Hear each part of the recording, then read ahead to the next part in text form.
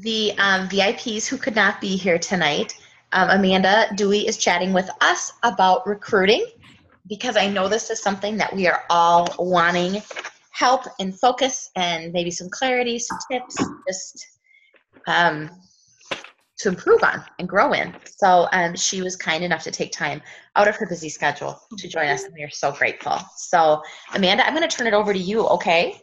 Okay, I'm ready. All right. Oh, here we go. Can you see my screen? Can you see it? Yes? Okay, cool. So, I'm going to go like that, and I'm going to do that. Are we good, guys? Someone unmute themselves because I can't even see you. Yes, we're totally good. Okay.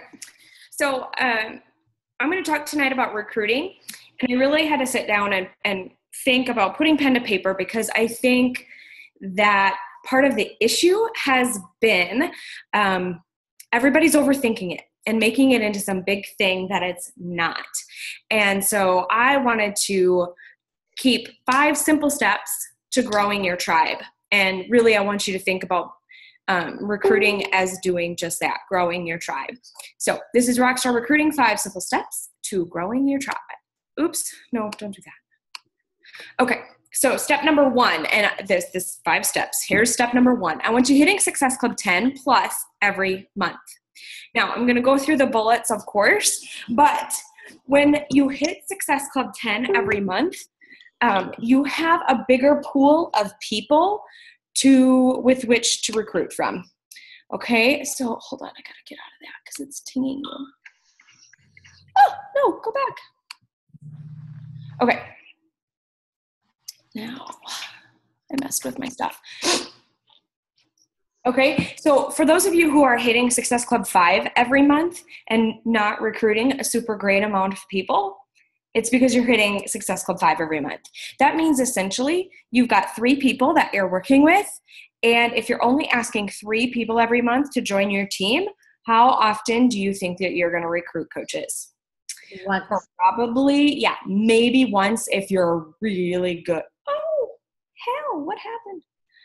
Sorry, my last call must have just finished. I don't even want that. Okay, go away. Where'd my stuff go? There we go.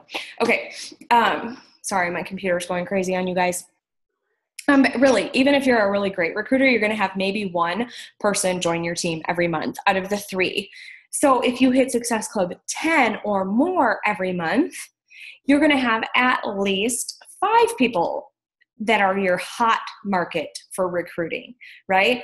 So really, your very first step is to hit Success Club 10 or more every month, okay? Because that's going to make your hot market bigger. Yes or yes? If you guys are in a place where you can unmute yourself, go ahead and unmute yourself because I can't even see you guys. So I would love to hear like yeses or something every now and then. Okay. Yes, agreed. Yeah. All right. So when you do that, or how you're going to do that, excuse me, you are going to create value in your posts so your audience trusts you and looks to you for advice in your pillar area, which is going to be one of your jabs. So what do I mean by pillar areas? Basically, when you think about me, what do you think of? You probably think of fitness. Many of you probably think about intermittent fasting, high fat, low carb, or crock pots, or babies. Yeah, and then yes, and then of course like mom stuff. And then probably, if you watch me closely, can anybody guess what my 4th pillar would be? I know, Jess, you probably know. Fitness professional, trainer? Nope. I mean, I considered that with my fitness stuff. Oh, okay. Silly animal stuff. Oh, funny. Silly animal stuff. Did you see the pig video I just posted for you? Is it the one where he's dancing? Yes. I love that one. Yeah. I guess that's just a given, Amanda. Yes, you're right. Yeah. So like silly animal stuff for me is, it's a big one. And most people who follow me know that well. Mm-hmm. So those are my pillar areas. So if I can speak to that and just share tips about any of that, like any of it, like how do I get it done? How do you do this? Inspire in the area. Those are all jabs for me. And if it's outside of those pillars, so if it's not related to fitness and nutrition in my fitness and nutrition scope, it's not funny animal stuff, and it's not mom, wife, or even like travel maybe would be another pillar for me, I shouldn't be posting it. Beauty, sometimes you post on beauty stuff. Yes. And I would say sometimes beauty. So that's that's like 4 to 5. And you really shouldn't have much more than 4 to 5 because you don't want to confuse your audience. For the most part, they should know these are the things that Jess stands for. These are the things that Bridget stands for. These are the things that I know, like I'm going to go to her page, Yes? Mm-hmm. Those are your areas, and those are some of your jabs. So create value. It's going to make your audience trust you, and it's going to help grow your credibility, even if it's not in fitness and nutrition, okay? Your credibility in any area matters. So if you're a scrapbooker, people will trust you because you post valuable stuff about scrapbooking. If you're like a couponer and you're like, oh, I had this, there's a really great coupon at Hobby Lobby just this weekend on different kinds of scrapbooking scissors. People are going to be like, you know what? She was right about those scissors at Hobby Lobby last week. I bet I'm going to trust her about crock potting too. Okay. It just creates credibility. Next up, you're going to share daily, every damn day, that you're a product of the product without blasting product names, Shakeology, and annoying product links. Okay. Melissa likes to say link posters are liars. And what does that mean? Because if you don't have anything to say about it yourself that's original, you're probably lying and not using the product.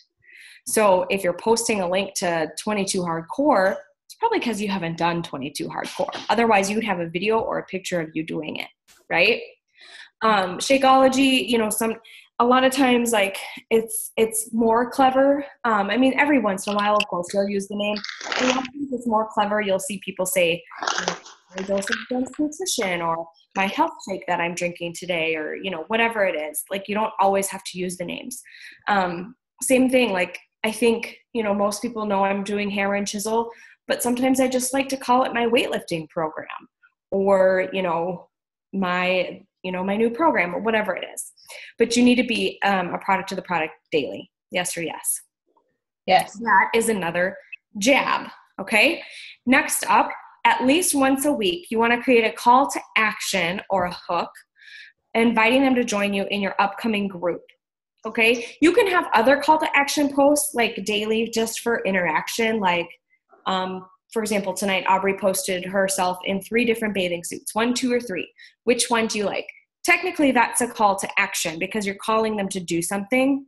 But at least, and you could do those, honestly, up to once a day, getting people to interact if you wanted to.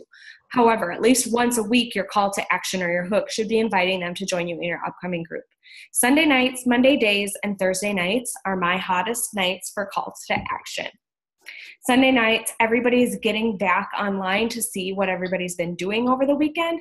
They're also thinking about the week ahead, and they're probably feeling really crappy about whatever they did over the weekend. Obviously, Monday days are the most often days that people diet, and by lunchtime on Monday, they've probably already screwed it up. So Monday is a good time to post about it. And then Thursday nights, I don't know why, it's just a lot of people, again, seem to be online again.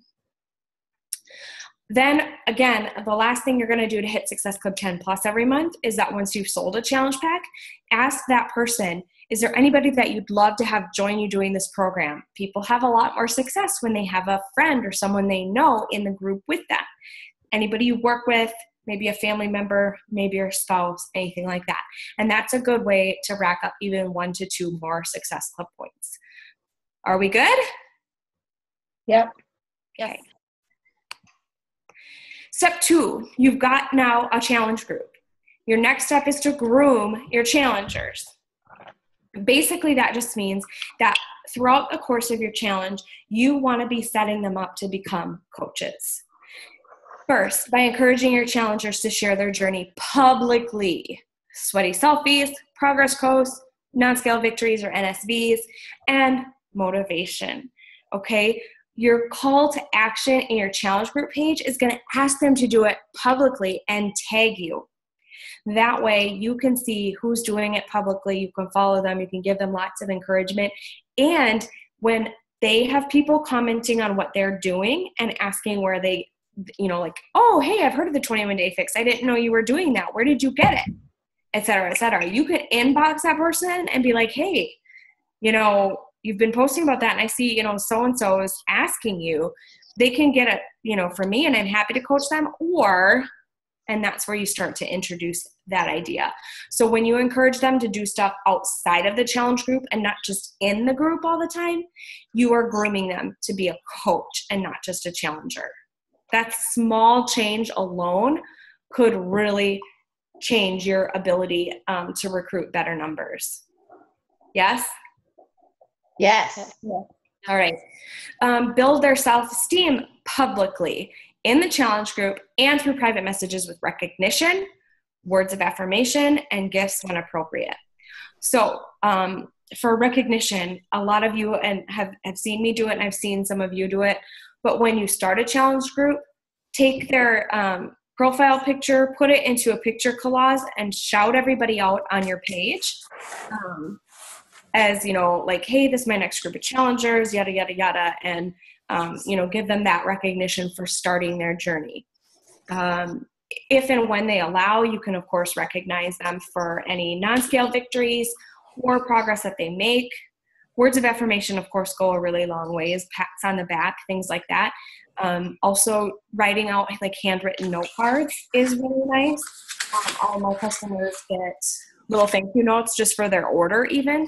And a lot of them even just appreciate that. And then even if you had something, gifts can be done a lot of different ways. Maybe someone's just really standing out to you in the group, and you just take a simple sample pack, like even just one little sample pack of Beachbody Performance Energize, and you put it in a note card and send it to them. Little touches like that go a really long ways, especially with women, okay? Especially with our challengers. And all of that is really just going to give them confidence, which we all know confidence is something that's really needed in being a coach. Next up, you want to give your challengers weekly success partners within the challenge group. Okay, so let me back up. So every week you should be pairing someone up with someone else in the group and then give them guidelines of what they should be talking about. So I encourage my success partners in the groups to check in daily and just have one to three things that they're focusing on for the week, and then have their partner hold them accountable to those things every day. And I set the tone in the very beginning that they should be the kind of success partner that they would like to have. So it's really not fair if you don't show up for your person, because then you're not just quitting on yourself, you're quitting on your partner too, and that's really not fair. And for the most part, that goes really, really well. If there's an odd number of people in the group, then I just take one of them on. And that works well as well, because then I have someone to hold me accountable as well. So that's not a big deal. Now, within the challenge group, from time to time, have them shout each other out. It gives them the opportunity to practice recognizing other people, and then they also get comfortable getting recognition. So it's a way for them to practice being coaches. You are grooming them. And then privately, you want to plant those seeds, letting them know you believe in them, that you think that they'd be a natural coach, that you've seen the effort that they're putting in on their journey. And you can do that through private message, or you can do that in the group. But you want to be grooming them. Any questions on that? No, it's awesome. Next up, you need to ask your challengers to join you. You can't say the wrong thing to the right person, and you can't say the right thing to the wrong person. So stop worrying about it and just ask. You need to know the value of the opportunity you're offering. You wouldn't be here if Jeff hadn't asked you. So what are you worried about? Stop putting your prejudgments, fears, insecurities, and issues into offering the opportunity. It is not up to you to decide if this opportunity is right for someone. I want to repeat that. It is not up to you to decide if this opportunity is right for someone. Offer the opportunity. Answer the questions they have and then let them make an educated decision. We are not in the business of convincing. We are not in the business of happening. We are in the business of happening. Okay, and that is it. And in this extent, I mean, it just can't drill it into you enough that it's just something you're going to have to get over and do. And it might be uncomfortable, and it might not be. And you might have periods where you rock at it, and then something happens or someone says something that just sets you into this mindset that all of a sudden you're nervous about it again. And then you're going to have to re-practice all over again, just not caring what their answer is. Because you just have to. If you are truly in this business for the long haul, you just have to. It is not optional. So you just have to ask. Okay. I want you to start overcoming coaching objections publicly. Okay? You will find that asking people becomes a lot easier when you've been publicly overcoming their objections. So when you get off this call tonight, I want you to make a list of the most common objections you get about coaching. And then every time you post about coaching or what you're doing day to day, I want you to weave in how you're overcoming that specific issue or objection in your post. So for example, if you're always getting a price objection, you're going to start weaving in how you afforded this business in the beginning or how you afforded Shakeology in the beginning. Feel, felt, found honestly still works really, really well in posting. If you get time objection a lot, you're going to start weaving in how you find the time. Also, in doing all of that, you want coaching to look simple. A lot of times people are like, oh, but I don't know enough yet, or I'm not a fitness professional, or I'm not an expert, or I don't know what I'm doing. And I'm like, that's freaking great. People relate to that. You always want to have that attitude of, you know what, guys, I'm not an expert either. I'm lost. I screw up. I make all kinds of mistakes, but I'd love for you to do this with me. So when you keep it simple and you don't too smart and you don't act like an expert and you aren't always online and available and working, you will be more attractive to people. Okay, but when you're too smart, you're always an expert, you're always online, you always answer within 2 seconds, that is not an attractive lifestyle. Also, when you're posting links, when you're doing things the yucky way, that's also not attractive to people. So if you think that you're just taking the easy way out by posting links or like doing weird salesy yucky stuff that you said you didn't want to do when you came into the business, but doing it that way is so much easier than just asking someone face to face, you're actually pushing away your audience instead of attracting them. So keep it simple. And share how you're doing it and make it seem easy, because it is. And then lastly, overcome publicly. You want to be sharing how coaching has changed your life and share it often. But you don't have to say, because of coaching, I got a really big freaking house. People will be able to draw that connection. When they all of a sudden, know, like they see you traveling all, here and there, or, they see that you're even like little things like your kids are in expensive sports. People get it. Like they can draw the conclusions themselves. You don't always have to draw those lines for them. You just need to kind of show them the dream. And I can't even tell you how many coaches I've recruited that have come to me and said, I don't even know what you do, but I see how you're living and I know I want that. What do I have to do to get where you are? I have people come to me all the time and say that. I'd probably say the last 6 to 8 coaches I've signed have come to me saying that exact thing. I don't even know what you do, but I just know I want to do it. So that means that you're doing that part well, sharing it publicly. Questions on that? Nope. Okay. Know who you are looking for. I was really clever with this one, I thought, so I'm just going to pat myself on the back. K is for keep telling your story. You're speaking to the new people on your page and your new friends. They haven't heard your story. So you should always be weaving your story into what you're posting about. Now, keep in mind that if you've been a coach for 3 years or 5 years or 7 years, you should probably be telling a different story than you were telling when you first started. Okay. So when I first started, obviously my story was like, good. I was like teaching 16 classes a week. I was broke as fuck and I was filing bankruptcy. I had nothing going for me. And now I'm able to, pay my bills and life's a little bit better and life's a little bit easier and I'm healthier because I'm not teaching 16 classes a week and yada, yada, yada. If I was still telling that same story, that was the one I was sticking to, yeah. I mean, that's an important story to tell, like when I tell the whole story, because that's where I started. But, your story kind of has to keep changing and evolving, right? So in any case, you need to say it over and over and over again. Someone who is brilliant at this, regardless of what you think of her, is Lindsay Matway. If you follow her, you've probably stopped following her because you are so sick of hearing her. But the deal is she's not talking to you. She doesn't care that you've heard it a million times because she's talking to everyone who hasn't heard it. And that's who you need to talk to.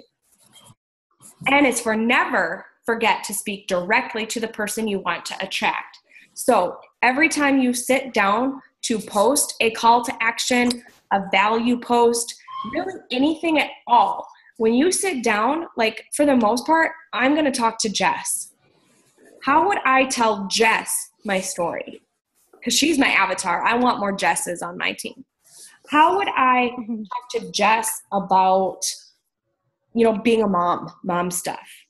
How would I talk to Jess about how I get this business done with 4 kids and, feeling like a crazy person 9 times out of 10? Like, I'm just going to picture her and I'm going to talk to her as I type. Okay? And if you're not a writer, like if you're like, I just can't write, talk to text and then go back and fix it. Okay. You can do it that way. And it'll sound just like you and you'll be talking to exactly who you wanted to talk to. After we talked about avatars, I remember Bridget coming to me and being like, oh my God, I feel like you're talking to me. I'm like, I was talking to you. I was actually thinking about you as I wrote this post. That's how you've got it right. When someone inboxes you and says, I felt like you were talking right to me. That's it. Then you're doing it right. Only post if you would like, love, or laugh to the post yourself. Unless it's funny and you would click the angry button, or unless it's kind of funny and you would click the sad button, probably don't post it. We get it that like things are sad and things make us mad, but for the most part, when you're scrolling through the newsfeed, don't you skip those posts that you're like, God, I don't even know what to click. Like, yes, I'll click the sad button because I'm giving them sympathy, but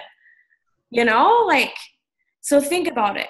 If you couldn't click like, love, or laugh on the post, it's probably better that you don't post it, right? Yes or no? Yes. Yes. Watch your new friends and interact with them. Make an effort to get to know them. And when you take an interest in them, they in turn will take an interest in you. And they'll start searching around on your page. And guess what?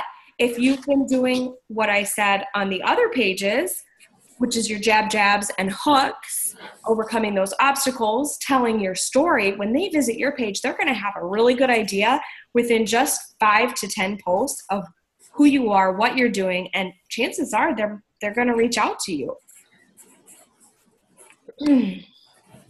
So in summary, the 5 steps to rockstar recruiting are: 1, successful 10 plus every month. 2, groom your challengers. 3, ask your challengers to join you. 4, overcome coaching objections publicly. And 5, know who you are looking for. And if you do those 5 things, I truly believe that your recruiting numbers will go up. Now, I will say, I realize I have not told you anything you don't already know. But that's the deal, you guys. We all know how to recruit. It's a matter of applying what we just talked about, and just basically getting over it and just getting it freaking done, right? I don't think I shared anything tonight that was earth-shattering or something you probably hadn't heard before. We just have to ask. So I am available to answer your questions. Wow, that was like 30 minutes exactly. You rocked that, girl. Thank you. I wrote down things that I definitely don't do, like, consistently. I don't know about you ladies. I'm the only one? No, okay. Other people wrote down, I'm like, I'm the only one who doesn't do all this stuff? Really? I doubt it.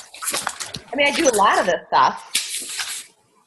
I think can't say I do all 5 things with all the details consistently. And I think that, oh God, I look like hell. Sorry, you guys. I think that part of it too, and really the magic lies in doing all 5. Like, I wish I could say, well, if you just do this one thing, then you're totally going to nail it. But if all you're ever doing is overcoming objections publicly, but you never freaking ask anybody, you know, like, you can't really do one without the other. Or you can ask people all day and night, but you know what you're going to have to spend a lot of time doing? Overcoming objections. But if you've already been doing that, I feel like what I presented tonight was really kind of a symbiotic way to simplify the process. If you're doing all 5 and you're doing them consistently, it pretty much should be in theory, it would be a well-greased, what's that word I'm looking for? Well-oiled machine. Thank you. I live on caffeine these days. I have no idea. I'm curious about the success partners in your groups, because I don't do anything like that. Will you just share a tiny bit more on that? Yeah. What do you want to know? It's like fun and it works really well. People love it. I know, I'm really curious because I feel like I'm kind of boring right now. That would be really fun. So do you said you change it every single week, so every week they get a new one? Yep. And I let them know at the beginning, like, you know, you're going to have the group where, you know, I'm going to share information with everybody and we're all here and, you know, here's your place to ask questions and stuff. But like, you know, we're women, we like one-on-one relationships and we like getting to know someone a little bit better. And, you know, I'll just kind of say like, and I'll set you up with this as well, just so you know, when you do that and you do it well, your groups will be a little bit quieter. Okay. So just know that just because they're not talking in the group, they're probably talking more to their partner, and that's okay. Because chances are if they're talking to their partner, they are sticking with the program. And then you'll also have like people who will like, then they'll message you and be like, did you know that so-and-so is really, really struggling? You know, or like, hey, I'm partners with so-and-so and they're not fucking doing anything. Like, you know, a lot better, like I almost feel like I find out more about people by putting them in partners than I do just leaving the group itself. Mm-hmm. So I just kind of give them guidelines. I'm like, you guys just, when you first, like today when I assigned new partners, I was like, you know, I don't really know if everybody's active or not. So today when I assigned the partners, which this is the start of their 3rd week, I said, after, like, here's your like new partner assignments. And then I said, after you connect with your partner, comment below with your partner's favorite color, their favorite vegetable, and their favorite TV show. That way I knew, like, you know, like they knew I'd know if they hadn't connected. So it requires them to like friend request each other, they message each other, and then I just let them know, like, decide between the 2 of you. Are you going to talk via text or Facebook Messenger? Are you going to talk, like, are you going to give each other your list in the morning or at night? Like, when are you going to check in? Make sure you check in daily. And then I consistently remind them, be the success partner you want to have. You know, and I do have to do a little bit more encouraging of like, stay the course, you know, don't give up kind of stuff, because again, the group might be a little bit quieter when I do it that way, but I find their success is better. Do you assign them right on day 1? No, let me look at here. Let's go. Or do you wait a little bit? I don't think so. Well, yes. I mean, I guess on day 1, you know how you have like a little bit of prep time? Yeah. So there's like prep time, and I don't have them have partners like on prep time, but like when if day 1 was tomorrow, yeah, I would find them today. Okay. Mm-hmm. And like I said, if there's an odd number, then I'll take on a partner. And I usually just take on the person who either is like the newest and has never done a challenge with me, or someone who I'm like really excited. Like I selfishly take the person that I want first. Sure. And then I try to be mindful of how I pair people, of like who I think would be a stronger and a weaker partner, and try to kind of pair them together. But sometimes it's just really complicated. And towards the end, I'm just trying to make sure everybody gets a different partner. Yeah. Cool. Yeah, I like that idea. I do too. It's fun. It's fun. And it grooms them to coach. Yeah. I mean, I have a quick question, or just maybe a comment, or something I would love for you guys to reflect on with this group of leaders here is just, I think sometimes it's easy to get discouraged about our recruiting numbers when we need to like reverse engineer and look at, like you said, are we hitting Success Club 10 every month? Because I think we start to compare ourselves to the Melissa McAllisters of the world, who are recruiting a bazillion coaches each month. I did want to. How can we look at this realistically? Like, if you have this many challengers in the U.S., this many people to coach, this is how many people are going to say yes, and this is how many people are really going to work. Do you know what I'm saying? Because we need to remember where we're at in this business, guys. Am I making any sense, Amanda? Yeah, actually, I wanted to talk about that. So I'm glad you brought it up, Jess. When Jess and I talked about recruiting, and she had talked about like possibly having Melissa on a call with you, I'm like, well, here's the deal. Here's why Melissa can't be on a recruiting call with you guys, is because it's not that it's not duplicatable, but the way you'd have to duplicate it is, she spends quite a bit of money on recruiting through Facebook ads. Then once she gets them in, she does it almost exactly what I'm saying, in that like she gets them into a challenge group, and then she does pretty much like the 5 steps more or less that I was just sharing.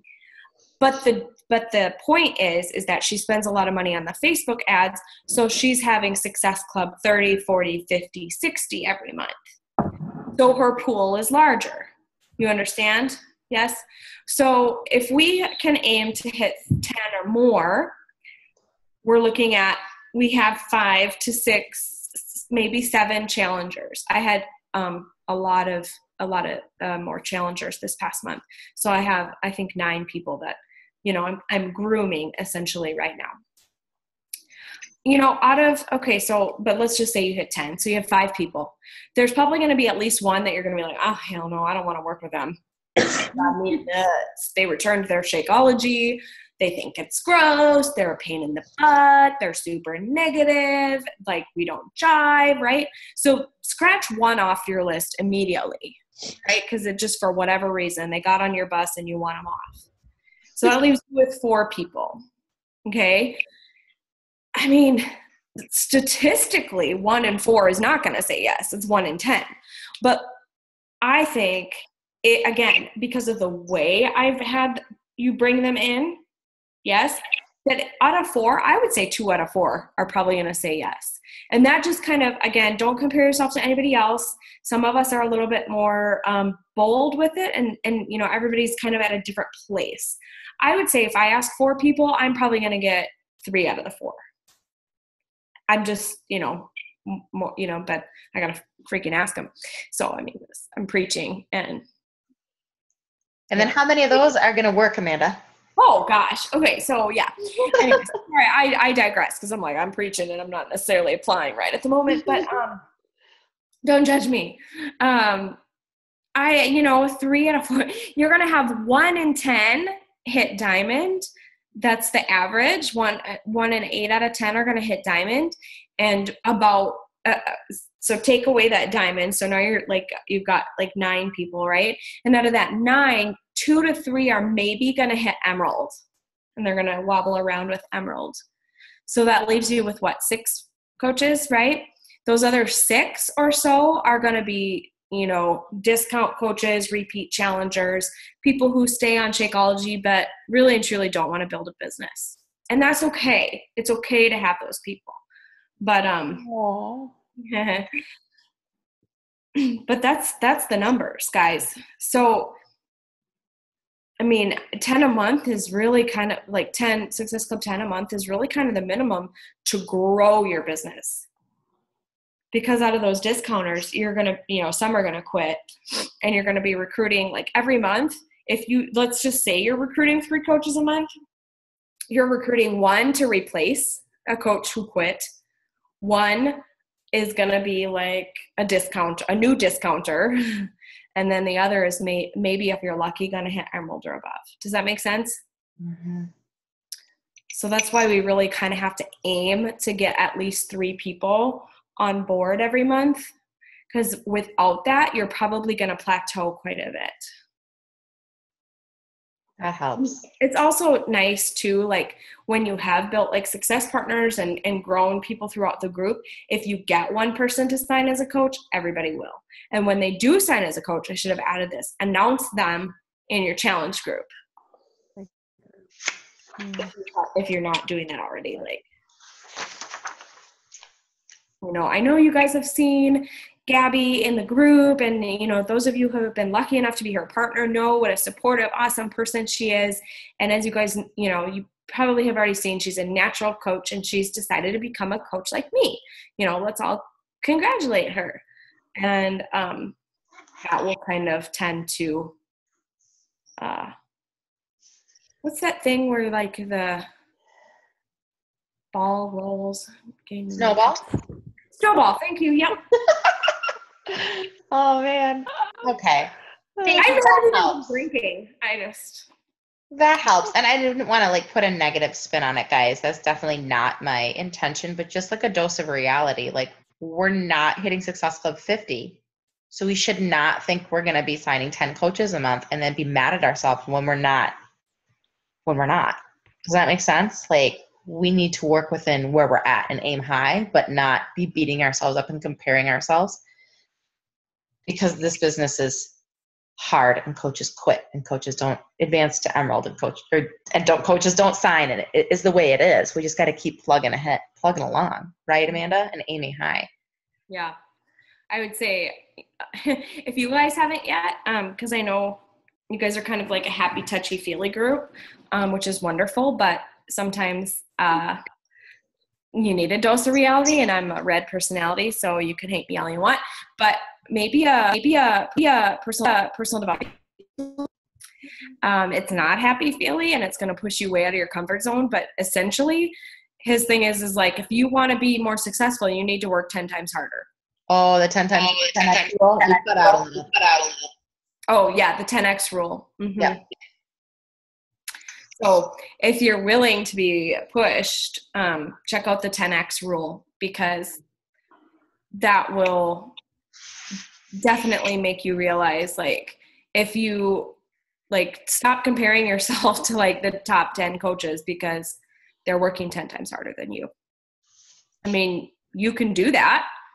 You just have to think about either how much money you want to spend to do it or how much time you want to put in to do it. You're either going to have to give time or money or both. So. Other questions? We don't want to keep you too long. I know it's getting late. Other questions, ladies? You got Amanda. Pick a brain. I don't want to dominate. I don't know. You might just find like cockroaches in there.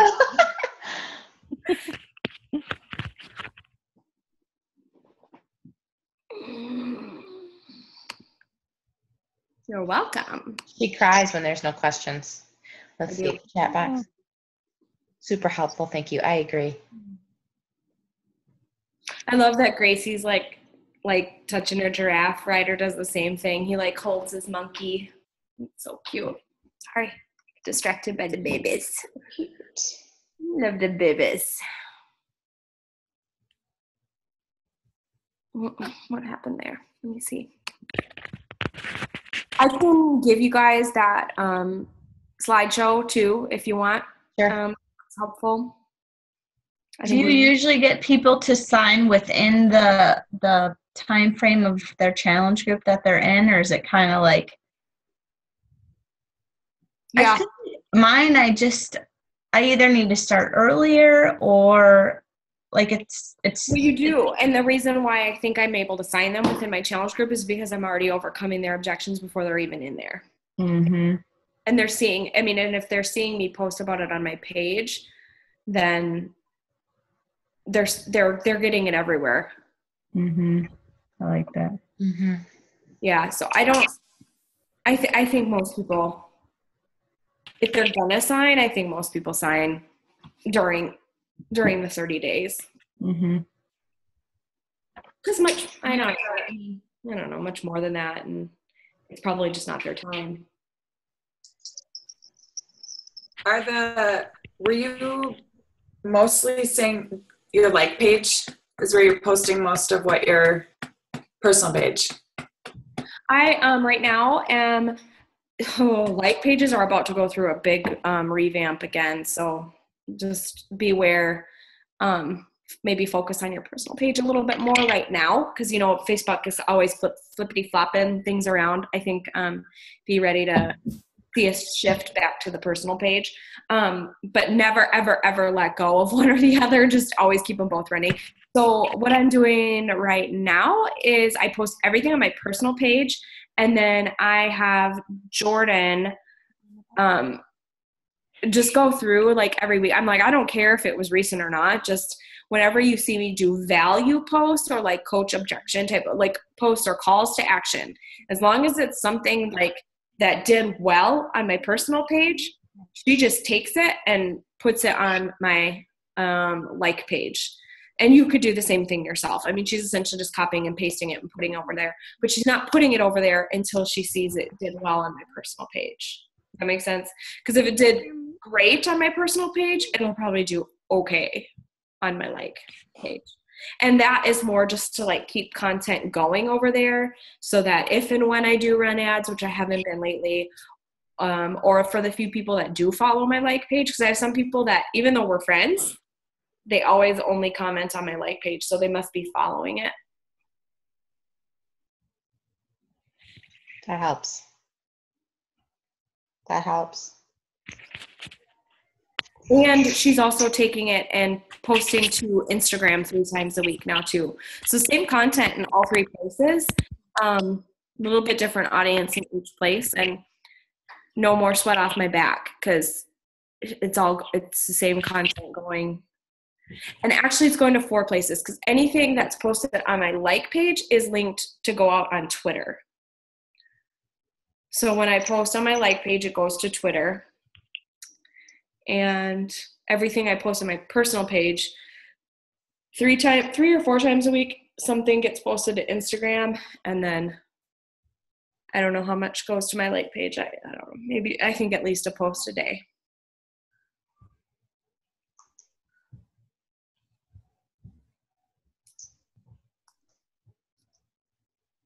Super helpful. Other questions, ladies?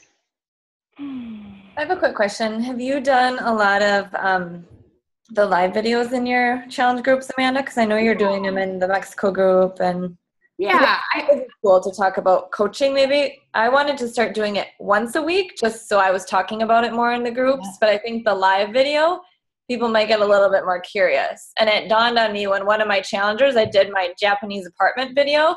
She commented, she's like, "It's so nice to hear your voice." I'm like, "Oh, I forget about that." Yep. It's true. Yeah. It's a good point. That's honestly, Nicole, that's been my goal too, is like just to get into my groups once a week and do live video. Okay. And it could be anything. I mean, a lot of times I'm just popping on to,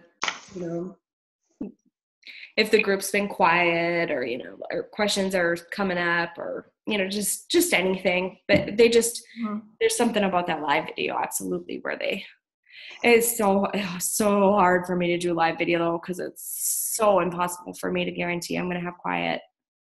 Mm-hmm. I mean, and by quiet, I mean like not a baby screaming, or like not a 3-year-old like, "Mom, mom, mom, mom." Which, I mean, yeah, it's cute for like a second, but if I'm really like trying to talk, like, it's not really. Yeah. That's my struggle. That, and half the time I look like shit. So. Very beautiful. You never will. Well, other questions, ladies? Do you feel pumped up? Or at least that you have ideas rolling around? Yeah. Something I've thought about that may be easier for some of you than for me. Something I've thought about doing with live videos, Nicole, is sometimes if the grocery store kind of sort of by myself, or like, or even like here, like when I'm traveling, if I have a second, like hopping on live, and this could be done on the public page or in your group page or both, but like sharing tips of like, hey, you know, I was at the grocery store and I just found this, like, check this out. And here, you know, I picked it up to see, and here's what I found. Like, it was in the health food section, but geez, you know, look at the ingredient list and wow, that's really unfortunate that, you know, people are going to pick this up and think that it's healthy, and it's clearly not. Or like, hey, I look at this. I just found this. I've never seen it before, but I looked at the list and everything looks really good. Or like, you know, like whatever it is that, again, kind of within your pillars. But, and I think fun is important in some of the live videos, like value and fun. I plan on doing a lot of live videos when we're in Mexico. I told Bill, get whatever plan we can get so I can have data. I was like, I need data when we're in Mexico, because I was like, I want to be able to get on live and do, like, you know, show the team playing together and being together and that kind of stuff. So. Yeah, I didn't have a data sim for Japan, which I wish I would have. I just had texting, so I only had it at our apartment and the Wi-Fi there. They're amping it up for the Olympics in 2020, but it wasn't that good places, because I'm like, oh, I want to use this here, do something here, but I couldn't. I mean, even for me to check Japanese ingredient labels, I had to take a picture, go home, use the Wi-Fi, then go back to the store to see if it had gluten in it. But yeah, data sim.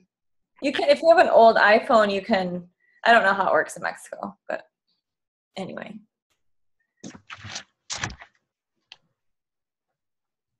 Video. I love it. I love it.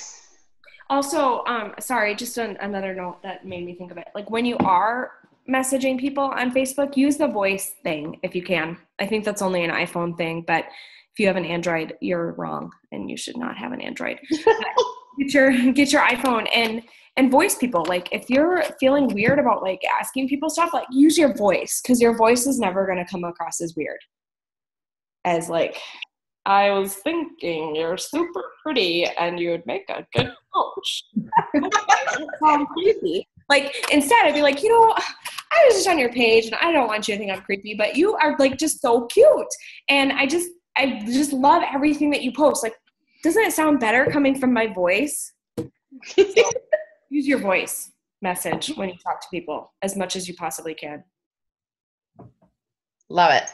Mm-hmm. It's a good idea. I don't do it because I'm too lazy to hit play and listen to messages. I'd rather read it, so that's why I don't do it. Oh. I keep sending this. Poor Megan keeps getting my voice text. I don't like this long. Jess is there like 10 seconds and she sends like 100. So I need to master I'm it. like 25 unread voice messages. What the hell? Yeah, Well, whenever I go to go through those things, I'm like, I have to listen. I'm like, I just want to read. Teasing. Well, I think the mamas out there can understand when you don't want to friggin' type. Like, I'm like, just let me tell you really quick. It takes so much quicker for me to tell you. Yeah, I have to figure out how to master it so I don't send people. And I agree, Nicole. I can't always listen to people's messages right away. But you know what I found, like, is that I'm like, if I can't listen to it, I probably shouldn't be reading it at this time anyways. Mm-hmm. Like, if I'm not somewhere where I can listen, I probably, like, I'm not in a place where I'm going to really, like, think on what they're asking. No, I totally get it. I just haven't done it a bunch because I'm like, oh, I am not good at listening to them. So. Or I'm like, okay, I'll listen to that later. I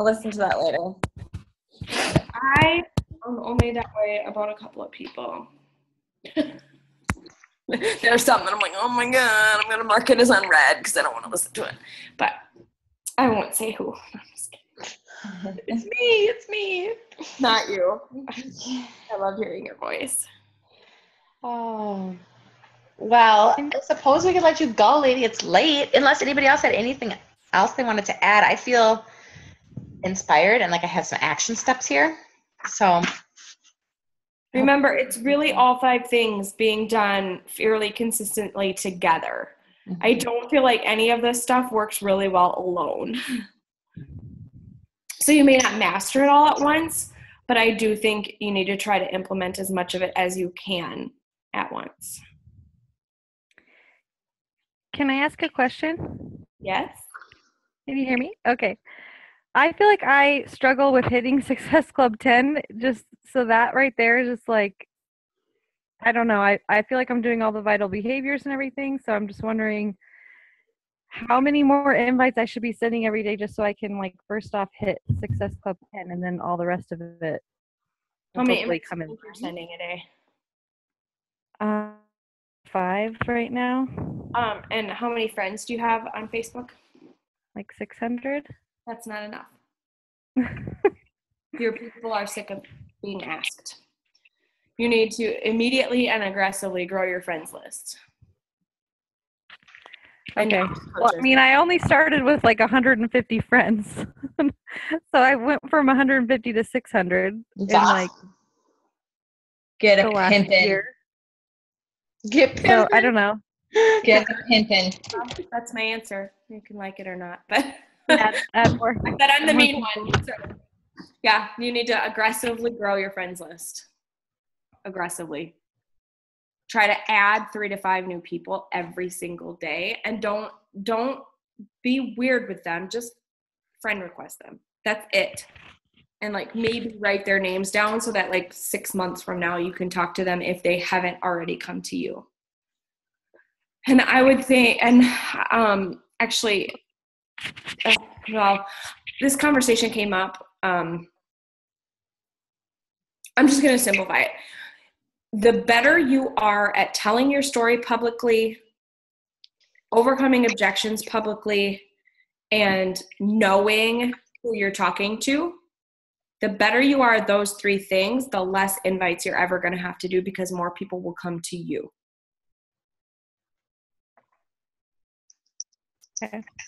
Okay.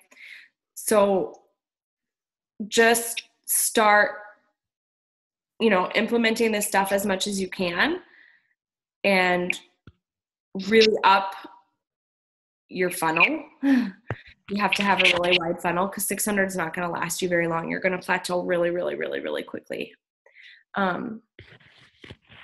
Well, yeah, I'm trying to add more. I mean, I try to do the 3 to 5 friends. Like some days are slower than others, but like I said, I started at like 150 people, so I'm trying to like grow without like annoying people and invite people more organically. So, yeah, but I mean, you don't even have to talk to them. I mean, I think I probably friend request 5 to 10 people a day, and I typically know like where I know them from. I mean, I don't know if you have kids or not. I guess it's hard. I don't know if you have kids or not, but like, I just like every time my kid joins a new team, I get added to a group for that team. And so I'll just friend request all the parents from that team.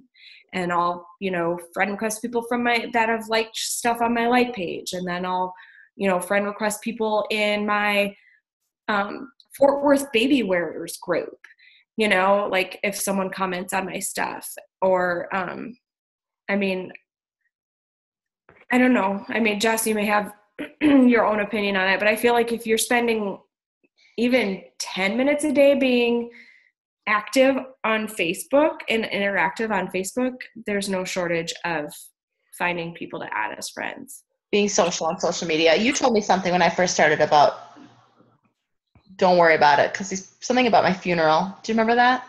Yep. I just said it and I wasn't sure if it was on this call or the other one.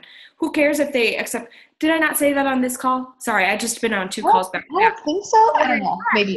On this other call that applies here as well. Send someone a friend request. You're not even doing this in person. This is on social media. Who gives a shit if they accept it or not? Is that person going to come to your funeral? No, because they wouldn't even accept your freaking Facebook friend request. So why do you care what they think of you? They're either going to request it or not. I don't even know. Like I probably send 15 friend requests a day. I highly doubt that my friend list grows by 15 people a day. I don't care. I don't keep track. I'm just sending friend requests. That was what it was. You're like, Jess, just hit friends and stop caring. They're not coming to your funeral. You have to get over the fact that like your Facebook page is just for your friends and family. It's not. It is your store, it is your business, and it is the future of what's going to make your dreams come true. So you can't be like, oh, I don't know if I want to invite this person into my store. Yes, you do. Your store is open. Invite them in. And if they're creepy, you can always take them out of your store. Exactly. Yeah, if they're creepy or they end up weird, just block them later. Yeah. And I will say I don't friend request any men, and I don't accept friend requests from men unless I know who they are. I agree with that one. Yeah, And I I know like a lot who of they are. Like, I know them. followers. I don't know how. And I don't know how, like, you know how you just like are suddenly friends with someone that you swear to God you never accepted their friend request? I don't know how that happens. But every day when it's birthdays, you get the birthday notifications. I don't tell anybody happy birthday because I didn't get time for that. But I open that box and I unfriend all the creepy dudes who I swear to God I never accepted their friend request to begin with. And that's the way that I weed out my friends list to keep it from like growing or becoming like crazy, overwhelming, or creepy. I delete people on their birthday. I unfriend them. So I know if on my birthday we are not friends. I made it. My birthday was last week. I'm still friends with you. And I don't accept coaches unless you're my personally sponsored. And I think I'm probably friends with most of you guys because I like you. But like your coaches, like they'll probably friend request me, and I just I don't know if you knew this, but if you can delete the request, but as soon as someone friend requests you, they're automatically following your public posts. So you don't have to be their friend. They're not gonna know that you did not accept their friend request. Other than maybe if they try to message you and they'll be like, "Hey, it doesn't show that we're friends." But they'll be able to still see what you post. Does that make sense? Mm-hmm. Public. Yeah. So I don't accept coaches because I don't want my friends list to look big. And by look big, I mean to me, because I have it hidden. So like none of you could even see who my friends are or how many I have. Mine's hidden too. But I don't want me, like, I wouldn't want to be like, oh, I have 5,000 friends. Well, I've got 5,000 people in my downline. So what? I'm talking to a bunch of coaches. That's one more thing I wanted to say. I remembered. I'm so glad I just said that.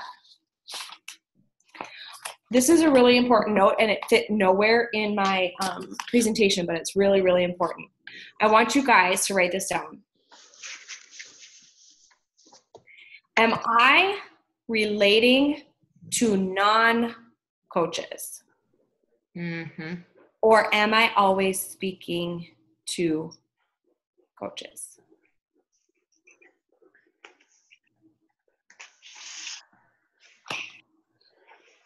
Because if you're always just posting shit that only coaches like and coaches understand and using slang that coaches use, and you're like, yeah, I got all this interaction. Really? Well, with who? With everybody on your team? Great for you. You didn't ignite anything in anybody new. So make sure that you're relating to non-coaches as much as you can.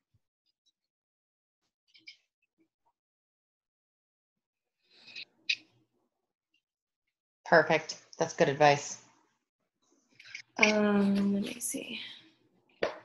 Hold on. I have one other thing noted, and I just want to see.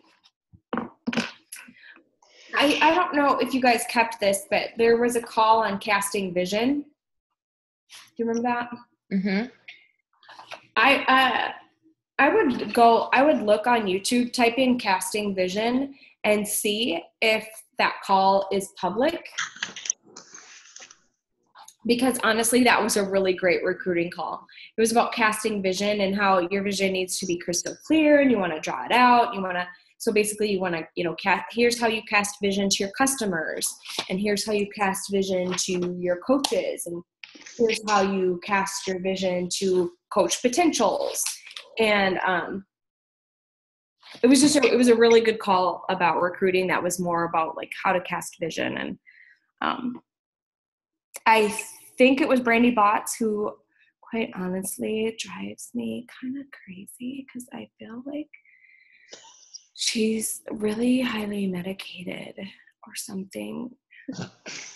Amanda, you're cracking me up. But seriously, I don't relate with her at all. She's so weird to me. But I think she's the one that did that call, and it was a really good call. I have really great notes from it.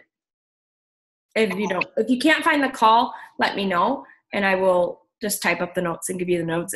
You're smart people. You'll figure it out. VIP, if any of us find it, post it in the group. I'll look. I'm pretty sure it was Brandy Bots that did the call. Okay. Good deal. Well, lady, Yes. we should let you go. It's late. Thank you, Amanda. Thank you so much. This was fantastic. I appreciate it so much. And I know that all the ladies on this call really appreciate it. Thank you. So welcome. You rock. Can't wait for all of us to see each other's names popping up in the back office now.